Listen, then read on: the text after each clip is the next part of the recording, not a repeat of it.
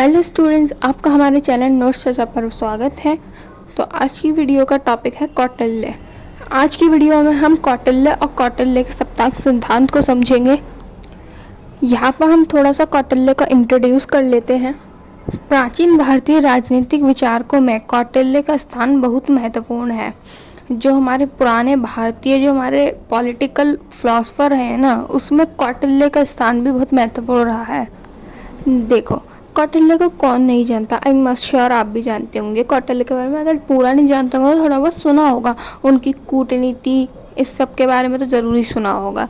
उन्होंने ना अपनी कूटनीति और शौर्य से नंद वंश का नाश कर दिया था और वह मौर्य साम्राज्य के संस्थापक रहे थे। इसी के साथ वे चंद्रगुप्त मौर्य के महामंत्री भी थे। देखिए स्टूडेंट्स, जब भी कौटिल्य के बारे में बात की जाती है तो चंद्रगुप्त मौर्य का नाम ज़रूर लिया जाता है, क्योंकि चंद्रगुप्त मौर्य उनके शिष्य रहे थे। जो कौटिल्य थे उनका जन्म 400 ईसा पूर्व तक्षशिला, जो कि अब आज के टाइम पे पाकिस्तान है, वहाँ के एक ब्राह्मण परिवार में हुआ था। उनको कई नामों से पुकारा जाता है। जो मेनली 3 नाम लिए जाते हैं वो है विष्णुगुप्त, चाणक्य और मोस्ट इम्पॉर्टेंट है कौटिल्य। ये तीनों नाम उनके काफ़ी फेमस हैं। भारत के राजनीतिक दर्शन करने वालों में जो कौटिल्य हैं उनका स्थान बहुत महत्वपूर्ण है। इसी के साथ जो कौटिल्य हैं उन्हें भारतीय राजनीतिक चिंतक भी माना जाता है। 325 ईसा पूर्व कौटिल्य ने अपनी विश्व प्रसिद्ध पुस्तक अर्थशास्त्र की रचना की। आपने अर्थशास्त्र के बारे में ज़रूर सुना होगा, जिसकी रचना कौटिल्य ने 325 ईसा पूर्व में की थी, जो कि बहुत ही फेमस है। वो सिर्फ इंडिया में नहीं, इनफैक्ट वो पूरे वर्ल्ड में फेमस है। स्टूडेंट्स, यहाँ पर एक चीज़ फोकस करने वाली है कि जो अर्थशास्त्र है उसकी रचना तो कौटिल्य ने की है, मगर father of economic Adam Smith को कहा जाता है। आप इन दोनों चीज़ों में कंफ्यूज मत होइएगा। रचनाकार कौटिल्य, जनक हैं Adam Smith. Dear students, listen me carefully कि यहाँ पे जितने भी ना इम्पॉर्टेंट चीज़ें बताई गई हैं ना, आप उन्हें हाईलाइट करना ना भूलें। जैसे कि यहाँ पे जो बताया है कि पहले सन बताइए कि उनका जन्म कब हुआ, और जो कौटिल्य की जितने भी उपाधि दी गई हैं, जैसे कि उन्हें राजनीतिक चिंतक माना जाता है, उनका राजनीतिक विचारों में कौटिल्य का महत्वपूर्ण स्थान है, ये सब कौटिल्य के नाम जो इम्पॉर्टेंट है, उन्होंने पुस्तक की रचना कब की, इन सारी चीज़ों को ना आप हाईलाइट्स ज़रूर कीजिएगा, क्योंकि ये थोड़ी ऐसी चीज़ें हैं जो थोड़ा दिखेंगी ना तो नंबर अच्छे आएंगे। कौटिल्य ना जो अपनी कृति मतलब अपनी पुस्तक अर्थशास्त्र द्वारा शासन संचालन कि शासन कैसे किया जाए, राजा के अधिकार, उसके कर्तव्य, इन सब का ना एक व्यापक चित्रण किया है। अपनी बुक में बताया है कि ये सब कैसे होना चाहिए। ऐसा माना जाता है कि जो कौटिल्य हैं वह प्राचीन भारत का पहला विद्वान था जिसने राजनीतिक सिद्धांतों का वर्णन किया था, उन्हें बताया था। तो चलिए अब कौटिल्य की सप्तांग थ्योरी समझ लेते हैं। कौटिल्य ने राज्य के संगठन का विस्तृत वर्णन राज्य के सप्तांग सिद्धांत में किया है। जो कौटिल्य हैं उन्होंने राज्य का जो संगठन होता है उसकी एक पूरी एक्सप्लेनेशन राज्य के सप्तांग सिद्धांत में दी है। कौटिल्य प्राचीन भारत का पहला विद्वान था जिसने राज्य के संबंध में इतने स्पष्ट विचार रखे थे। जो कौटिल्य थे वो प्राचीन भारत का पहला ही ऐसा विद्वान रहा होगा जिसने राज्य के संबंध में जो उसके विचार थे ना बहुत ही क्लियर थे। यहाँ पे एक इम्पॉर्टेंट थिंग है, वो मैं आपको बता देती हूँ। जो कौटिल्य है ना, उन्होंने अपनी पुस्तक अर्थशास्त्र के छठे अधिकरण को एक तरीके से आप खंड मान लीजिए। उस छठे अधिकरण के पहले अध्याय मतलब जो पहली यूनिट है उसमें उन्होंने राज्य के 7 अंगों का उल्लेख किया है। आप इस पॉइंट को डाल सकते हैं और इसे हाईलाइट भी करिएगा। Students, I am really sorry अगर आपको आवाज़ ठीक से नहीं आ रही होगी। Actually today my throat is not well, I hope will you not mind it. Kautilya के अनुसार जो राज्य का निर्माण हुआ है वो 7 अंगों से मिलकर हुआ है, और उन्होंने ना राज्य को शरीर से तुलना की है, राज्य को शरीर बताया है, तभी तो उसके 7 अंग होंगे इस तरीके से। आइए इन 7 अंगों को देख लेते हैं। जो कौटिल्य के अनुसार जो सप्तांग सिद्धांत है उसके 7 अंग निम्नलिखित हैं। फर्स्ट है स्वामी, मीन्स राजा, और ये राज्य के सिर के समान है। सेकंड है अमात्य, मंत्री, ये आंखें हैं। थर्ड है जनपद, जिसमें भूमि और प्रजा दोनों को जोड़ा जाता है। इसे जिला भी कहते हैं या फिर क्षेत्र कह लीजिए। यह है जंघाई। फोर्थ है दुर्ग, किला होता है, इसे राज्य की बाहें कहा गया है। फिफ्थ है कोश मीन्स खजाना, इसे राज्य का मुंह मतलब मुख कहा गया है। छठा है दंड, इसे सेना के संदर्भ में रखा गया है, ये राज्य का मस्तिष्क होता है मीन्स माइंड। लास्ट है मित्र, दोस्त, और ये राज्य के कान होते हैं। यहाँ पे बहुत क्लैरिटी से बता रखा है कि किसे क्या कहते हैं, आप एग्जाम में इसे ज़रूर लिखिएगा। राज्य के इन्हीं 7 अंगों को ना सप्तांग सिद्धांत कहते हैं। कौटिल्य के अनुसार किसी भी राज्य को मजबूत बनाने के लिए इन 7 अंगों का होना बहुत ही आवश्यक होता है। अब हम 7 अंगों को 1 बाय 1 अच्छे से एक्सप्लेन करेंगे। फर्स्ट है हमारा स्वामी मीन्स राजा। कौटिल्य का जो सप्तांग सिद्धांत है, 7 अंगों का सिद्धांत, इसमें ना जो राजा होता है वो राज्य रूपी जो शरीर है उसका पहला अंग है। जो स्वामी होता है ना वो राज्य के सिर के समान होता है, ये हमने पहले डिस्कस किया था ना ऊपर टेबल पर, वही है। अब कौटिल्य के अनुसार राज्य की जो सफलता होती है ना पूरे राज्य की, वो राजा पर ही निर्भर करती है।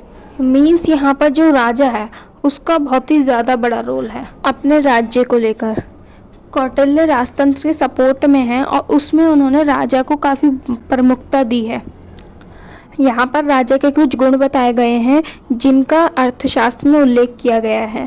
पहला है कि राजा दृढ़ निश्चयी होना चाहिए, कि उसका जो निश्चय है ना वो काफ़ी मजबूत होना चाहिए, वो विचारशील होना चाहिए, वो चीज़ों को सोचे।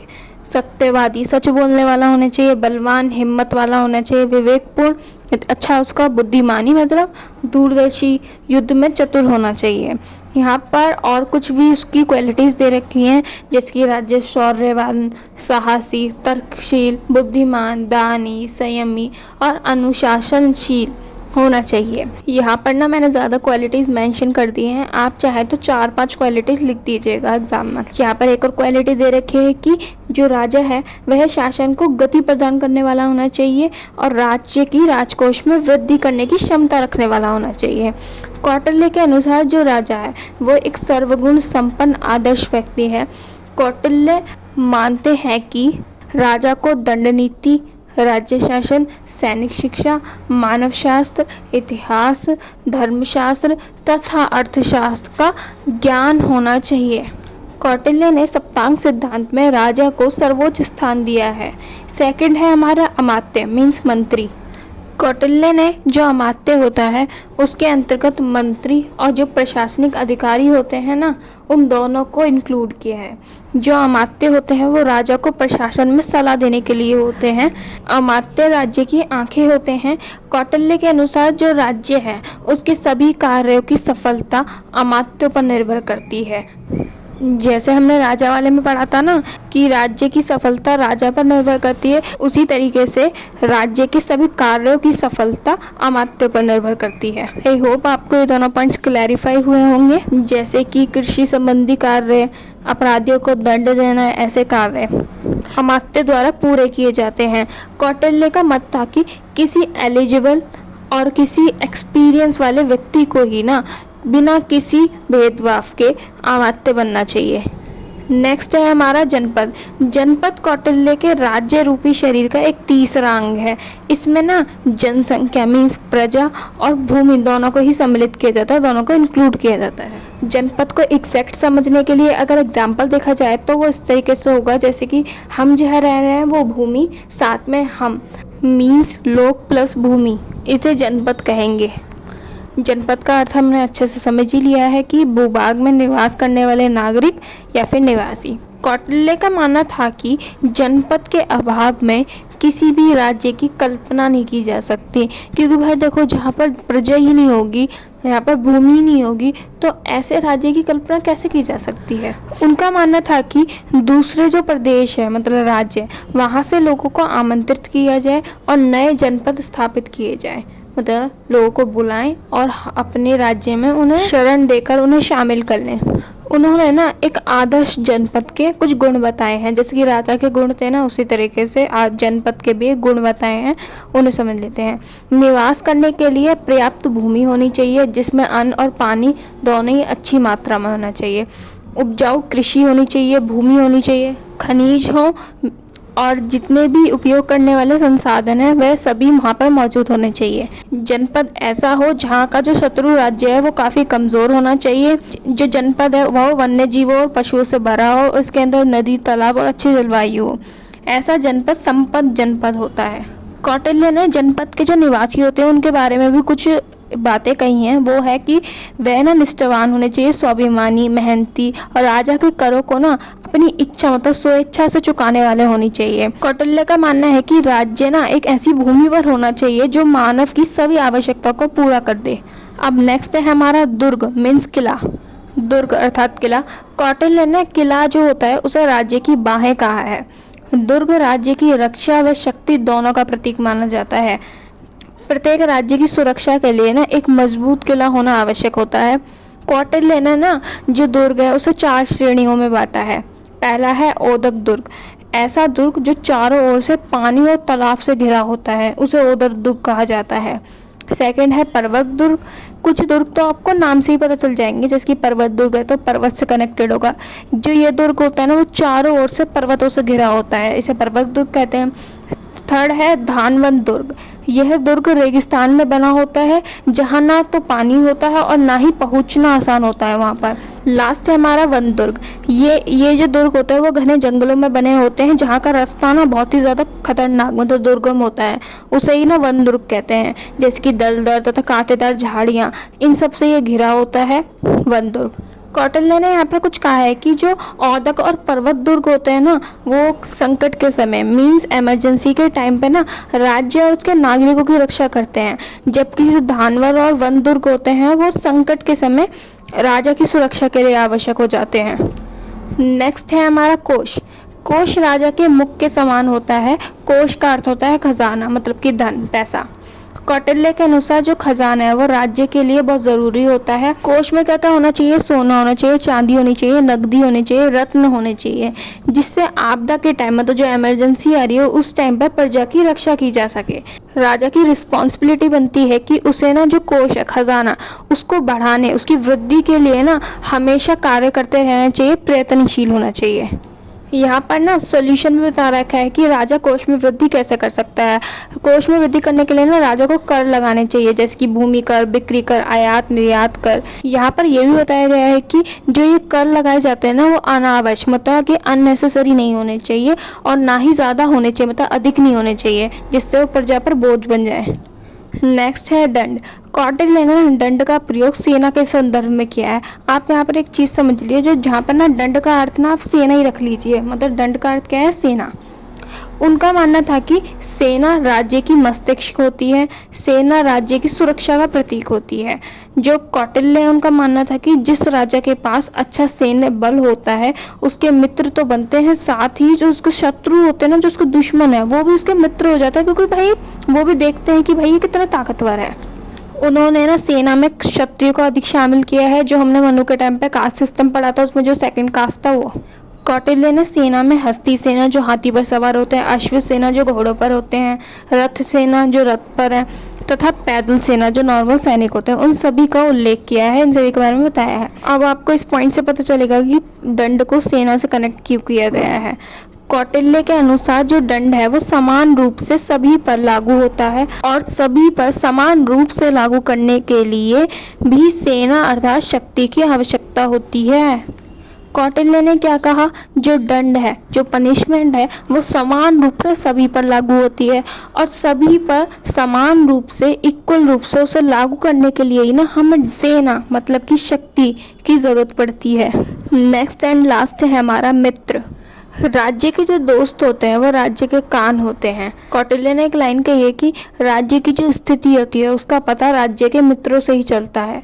जिस राज्य के मित्र अधिक होते हैं वह अधिक शक्तिशाली होते हैं। कौटिल्य के अनुसार मित्र 2 प्रकार के होते हैं। पहला है परंपरागत मित्र, वो मित्र जो हमेशा मित्रता निभाते हैं और प्रत्येक मुसीबत मतलब हर मुसीबत में ना अपने मित्र की हेल्प करते हैं। सेकंड है कृत्रिम मित्र। कृत्रिम का मतलब होता है आर्टिफिशियल मीन्स फेक। ये वो मित्र होते हैं ना जो जीवन और संपत्ति की सुरक्षा के लिए बनाए जाते हैं सिर्फ। कौटिल्य का मानना है कि जो मित्र होते हैं ना, दोस्त, वो वंश परंपरागत, आपने ये वर्ड तो नहीं मगर आपने वंशानुगत, नेपोटिज्म, ये वर्ड जरूर सुना होगा, है ना। ये ना उससे कनेक्टेड है। देखो, वंश परंपरागत का मतलब है जैसे कि किसी की फैमिली है, उसमें फैमिली फ्रेंड है। अब जो वो फैमिली है ना, उसकी नेक्स्ट जनरेशन आ गई, और जो फ्रेंड था ना, उसकी भी जो जनरेशन होगी ना, जो ये दोनों नई जनरेशन है, वो भी ना फ्रेंड्स होंगी आपस में। और ये फैमिली फ्रेंड का जो सिलसिला है ना, वो आगे तक चलता रहेगा। इसी को कहते हैं वंश परंपरागत।